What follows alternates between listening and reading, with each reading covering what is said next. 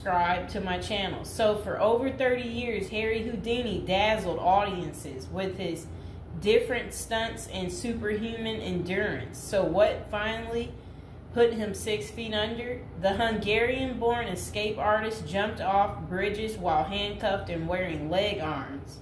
He slithered out of sealed milk cans filled with water, and he devised a Chinese water torture cell in which he submerged and suspended upside down by his ankles. None of those did he. I guess he was able to get out and survive. So Houdini's heart-pounding getaways usually involve a healthy dose of trickery, and but they were also genuine risks. In 1915, Houdini nearly suffocated during a stunt in which he was shackled and buried under 6 feet of dirt. Houdini had made a career out of surviving the impossible, which only made the circumstances of his 1926 death all more mysterious. The 52-year-old performed before a packed audience in Detroit on October 24th, but was rushed to the hospital afterwards with an apparent case of appendicitis. He died just a week later on Halloween, leaving his legions of admirers bewildered. Okay, so an obituary in the New York Times expressed shock at the passing of the man who so often had seemed to thousands to be cheating the very jaws of death. And I want to talk about something else. So I've been to Detroit, and I don't remember anybody talking about Houdini there. And I think they should have had some of his cool, iconic stuff there. But I did see they had Houdini stuff in Las Vegas when I was in Vegas. So, I don't know why they don't have it set up in Detroit. So Houdini's final performance. The strange series of events that led to Houdini's demise had kicked off several weeks earlier on October 11th, 1926, while being shackled into his Chinese water torture cell during a performance in Albany, New York. So it says he was struck on the leg by a piece of faulty equipment. He hobbled his way through the rest of the show, but was later found to have sustained a fractured left ankle. Against doctors' orders, Houdini continued his torture and traveled to Montreal, where he gave a lecture at McGill University. Just a few days later, on October 22nd, he invited some McGill students to visit him in his dressing room at the Princess Theater. The magician's sore ankle was still bothering him, so he plopped down on a couch while the group chatted. At some point, a student named J. Gordon Whitehead arrived and asked Houdini if it was true that he could resist hard punches to his abdomen, a claim that the magician had supposedly made in public.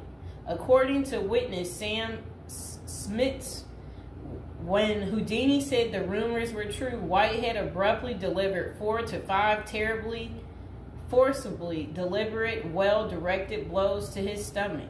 Houdini was still reclined on the couch and had no time to prepare for the punches, which appeared to leave him in considerable pain. And now would be a good time to like the video and to subscribe to my channel. Do you like this new series? This is the Death series, and there will be more series to come and more episodes from the Death series as well. And do you like my prison series? And if you haven't checked out my prison series I created just for you, you can go ahead and check out my playlist. And there's also a love spell series that I think you will enjoy too checking out. Okay, so Houdini brushed off the incident at the time, but that same evening he began to complain of discomfort and stomach cramps. His condition only worsened the next day when he boarded an overnight train to Detroit for a new run of performances. The magician developed severe abdominal pain, cold sweats, and fatigue, and his temperature rose to 104 degrees. A doctor suspected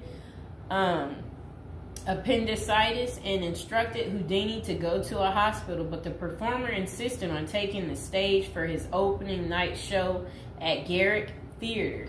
Isn't that really funny? He still wanted to work even though he wasn't doing so well. Okay, he proceeded to struggle through his routine before collapsing immediately after the final curtain. The show would be Houdini's last. The same night, he was taken to a Detroit hospital and prepared for surgery. Doctors successfully removed his appendix, which was found to have ruptured several days earlier, but it had already poisoned his insides. Despite a grim prognosis, the magician clung to life until October 31st, when he died with his wife Bess and his two brothers by his side. The official cause of Houdini's death was listed as peritonitis caused by a ruptured appendix. At the time, the magician's doctors firmly believed that the illness was the result of so I guess some guy had given him something backstage during an encounter in Montreal. Okay, so such cases of traumatic appendicitis are extraordinarily rare. One study found only a couple dozen instances over a nearly 20-year period, but in 1926 the diagnosis was widely accepted. Houdini's life insurance company was even forced to pay his wife a double for accidental death. Okay, so doubts arise over the escape artist's death. Houdini was laid to rest in Queens, New York. And this is what his little, I never knew that was where he is. Well, there he is right there. Okay, that was his tombstone. Okay, so look, maybe I can put that tombstone as the thumbtack, people. Okay, so Houdini was laid to rest in Queens on November 4th, 1926, but rumors about his unusual death have persisted ever since.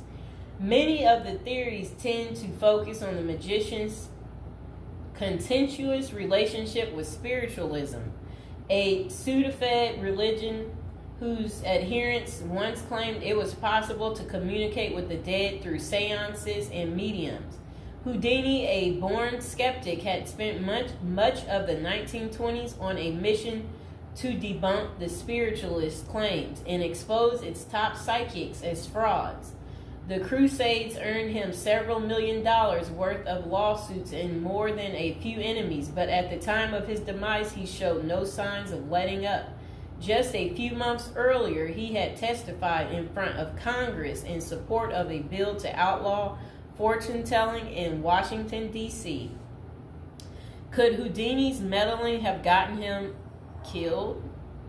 In the 2006 biography, The Secret Life of Houdini, authors William Kalash and Larry Sloman contend that the magician's death may have been a carefully planned assassination by members of the spiritualist community. If one were to suspect Houdini a victim of foul play, they write, then the section of organization crime that was composed of fraudulent spirit mediums must be considered likely suspect. Okay, so Kalash and Sloman argue that the spiritualists had a history of poisoning their enemies, and they note that no autopsy was ever performed to confirm Houdini's death. I wonder why. So his death was actually caused by appendicitis. If someone were hell-bent on poisoning Houdini, it wouldn't have been very difficult, they concluded. Considerable debate has also focused on J. Gordon Whitehead, the McGill student who supposedly delivered the potentially fatal gut punches to Houdini's Montreal dressing room. In the 2005 book, The Man Who Killed Houdini, author Don Bell floated a theory that Whitehead may have been in league with the spiritualists, some of who had previously threatened to harm Houdini or have him beaten up. Bell concluded that there was not enough evidence to connect Whitehead to any kind of criminal plot, but others have argued that he was an enemy agent who stalked Houdini during the magician's time in Montreal. Okay, so was Houdini murdered? The true cause of Houdini's demise may never be known for sure, but the majority of scholars tend to dismiss the murder theories as mere speculation. For them, the more pressing question is whether Houdini's ruptured appendix had any connection to the stomach blows he received a few days earlier. Don't forget to like the video, and if you're new to the channel, go ahead and hit that subscribe button. So while the evidence shows that such conditions is indeed possible, many consider it more likely that Whitehead's punches simply caused Houdini to ignore an already existing case of appendicitis. By the time the magician finally sought out treatment, the theory goes it was already too late. Interestingly, perhaps the most sought after source for information about Houdini's death is none other than Houdini himself in what amounted to his ultimate test of the spiritualist's claims. The magician promised his wife Bess that he would try to communicate with her from beyond the grave. Bess went to hold an annual Houdini seance for 10 years before finally abandoning the search in 1936. Fans and fellow magicians have since made the seance a Halloween tradition, but thus far, the great Houdini's ghost has refused to speak. I wonder why. So I hope you guys enjoyed hearing about what happened to Harry Houdini and how he passed away on